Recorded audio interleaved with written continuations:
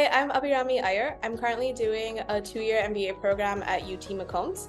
Prior to that, I used to be a consultant at IBM. I initially started my career as a IoT consultant, so basically helping machines talk and helping clients figure out what they could do with new technology. Post that, I started doing more customer transformation kind of work, which was a lot of fun, and was one of the reasons I wanted to go into an MBA program is because I thought I would make more of an impact if I understood a little bit more about how businesses work and how different departments within the companies work, which I realized was a bit of a gap. When I was looking for an MBA program, I did the research that most people do, which is I looked at listings, I looked at where schools are based, I saw employment reports and things like that.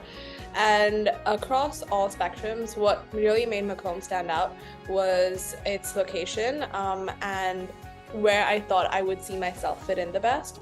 So to elaborate on that, I didn't want to go to school in a place that I didn't see myself living after I graduated.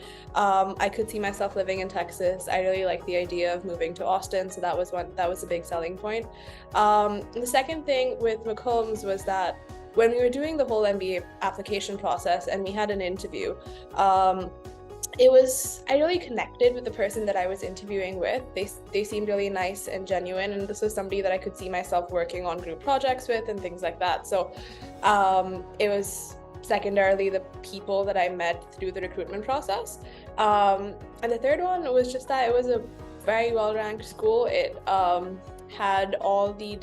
didn't force me to pick a specialization as I was going in, and it offered a variety of courses and also offered me access to the larger UT sort of program.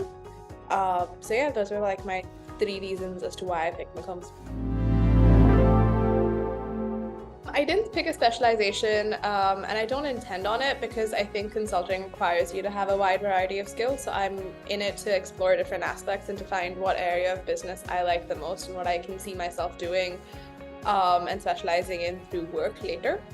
But what I'm looking forward to in my second year is the variety of classes that we get to take. In the first year, you kind of have a defined set of classes that you're taking, which help give you foundational information. But in the second year, you really start picking your electives and start making the program a little bit your own. I'm excited about having that opportunity. There are a lot of professors in our school that I'm excited to be learning with. One of them has a reputation for making sure that you know exactly what you're saying when you need to say it and making sure that you're crisp and concise, which is something I could definitely work on. So beyond just learning subject matter, I'm excited about working with people who will shape me into a better professional. I took one last semester, which I really liked, which was called financial planning. And that was more about how do we look at personal finances, which I think is something that's not often looked at in business schools, but is an important aspect of your life. It's especially important for me as somebody moving from Singapore to the US because the two systems are incredibly different. So it was good to know how things work in the US. I have a couple of courses this next semester that I'm excited about. One is on regulatory strategy, which as business becomes more global, I think will be a very interesting perspective to gain. I have one with a professor called Professor Doggett, which is supposed to be about identifying opportunities in businesses, whether that's for a startup or whether you're trying to grow your existing firm. He's very well learned, and I think it would be very interesting to be in his class because I've heard he really pushes you to be a better version of yourself. I'll be honest, the first semester when I moved, I didn't love it. I was shocked at how different it was from what I was used to. And I move around a lot. So I've lived in India, I've lived in Dubai, and I've lived in Singapore. Each city has its own little vibe, and it obviously takes a little bit of time to get used to that. Austin was vastly different from all of these. Just the sheer size of it and the lack of public transport really shook me when I first moved there. But then you get used to it and then it starts growing on you. Right now I actually miss Austin and can't wait to go back.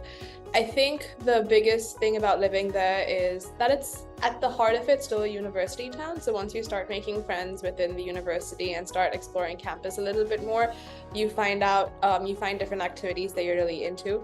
It offers a great balance between city life and nature. So if you want to go to a mall, if you want to go to a bar, there are a ton of them around Austin, and you will definitely find the people to do that with. But if you also want to just go paddleboarding or want to go hiking, you'll find trails within the city as well as outside the city in like a 20-minute drive that are brilliant and are a great way to disconnect. So I think just having the mix of both of that is what makes Austin a brilliant place to live. The MBA program has a lot going on, and whenever anybody asks me about what they should be doing over the summer, I always just say prioritize and figure out what you want to be doing when you come into the program, because you will find people who want to do that with you. I kind of put it into 3 different buckets. So you have stuff that is academic or sort of academic adjacent, where you have guest lectures, you have interesting seminars on different topics. We once had somebody come in teach us supply chain using Lego blocks, which was a lot of fun. But you have those kind of events that show up and you don't necessarily know that they're coming too far out, so you have like a 2-week notice that it's going to happen. The second bit of it is more school related, but not necessarily academic. So you will have a lot of social clubs and interest groups that meet up at a decent frequency. We have, I think, the food and beverage club that goes to a new restaurant in Austin every week. We have the wine club if you're interested in learning more about wines, and Texas does have wine, which a lot of people are surprised by. But we also have like the adventure club that goes on runs and goes on hikes every weekend. So you'll definitely find people who are within the program who have social interests that are similar to yours, and that's where another chunk of your time is spent. In your second year, you might also consider doing club leadership, which means that you are now in charge of organizing all of these events, which takes up a lot more time than people think.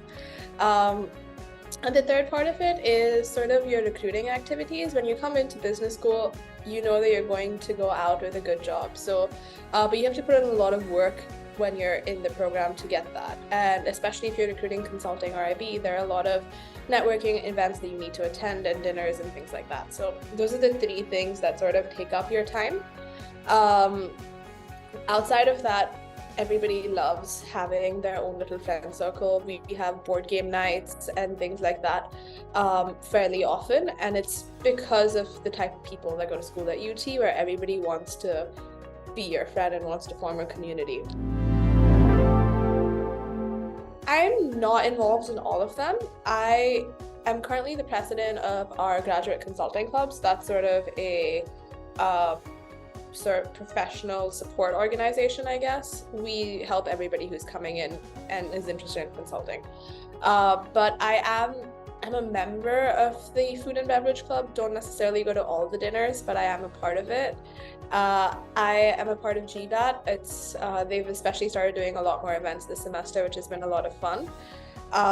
And I am a part of the International Student Association. So we have a graduate business council, which is basically a student government for the business school, and in that they have an international rep. So I am the international rep, so I organize a lot of the events for the international community.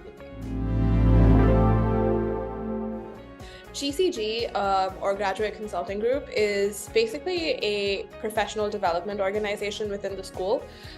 We have it for all the major industries that people are recruiting into. So there is one for, say, investment banking, there's one for technology, there's one for marketing. But the one obviously I'm most passionate about is the consulting group one. GCG in your first year is basically another class. So when you come in your first semester, we have a 2-hour curriculum session every week where we walk you through everything you need to know that's a part of consulting recruiting. So everything from how do you have your first coffee chat, to how do you network, to what is the casing interview, what does it look like, what type of prep do you need to be doing. And we're essentially guiding everybody through that process, because it is a very streamlined process but can be kind of overwhelming. So I like to think of our GCG's job as twofold. One is just making sure that you're prepared, but then the second one is providing you with a safe space where you can talk about any of the trouble that you're having in this process. At different points, people burn out. There's a lot of anxiety, there's a lot of nervousness, and it's easy to talk about it with people who've done it the year before you. And that's where GCG comes in. For sure. I think when you first come into the program, there's so many different things that you can be doing. It's almost easy to just say yes to everything and be at every event, but then be there for a very little small period of time and not really enjoy what you're doing because you're thinking about the next place you need to be. And you're also just getting really burned out because you only have that much social battery. So when I look back on my first year, I think one of the things I would have liked to do was say no more often and just be, well, that's a great invite, but I can't do it this week, and potentially, move that forward or something like that. And then the second thing is just finding more time for yourself. Between the academics, the social life, and the recruiting, it sort of becomes easy to not prioritize your own recharge time. I sort of figured that out during Thanksgiving break in my first semester, and then I took off to Big Bend, which is a national park in Texas. So it was an 8-hour drive, had limited cell reception, and it was 2 days of just hiking, which was amazing. But that really helped me reset and reprioritize and come back re-energized. So anybody coming into the program, my biggest piece of advice is just make sure you're making time for yourself. It can be a lot, and it takes a minute for you to get used to that.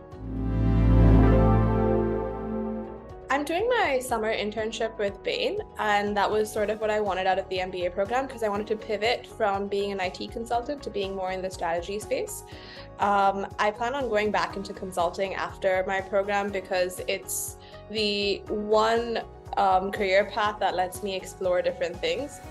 Personally, I've learned that I like working on different sets of problems, and I like learning random facts about different industries that people don't think about. And consulting is a great place to be able to do that. It's also a great way to use my skill set of being able to connect with people and also wanting to bring in technology in new and innovative ways.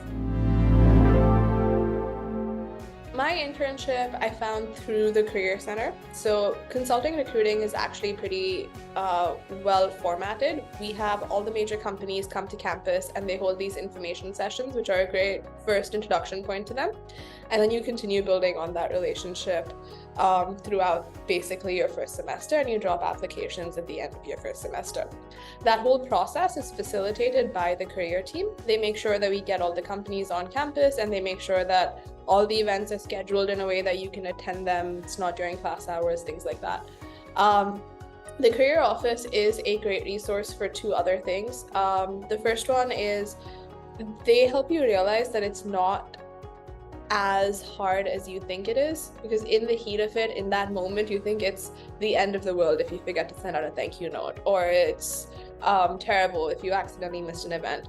They kind of can help you coach through that and make sure that you're continuously presenting your best self. So they're a great space to just talk about any nerves that you have and make sure that your story and the version that you're presenting of yourself is the ideal version that the employers want to see. So they do that through CV sort of reviews, they do mock interviews with you, and they're there for you in any way that you need them to be. It's kind of like a cross between having a teacher and a therapist, because we do have them teaching our classes and we do have them doing some very formal things about how to present yourself, but also they become your friend by the end of the process because they help you get through the stress of it.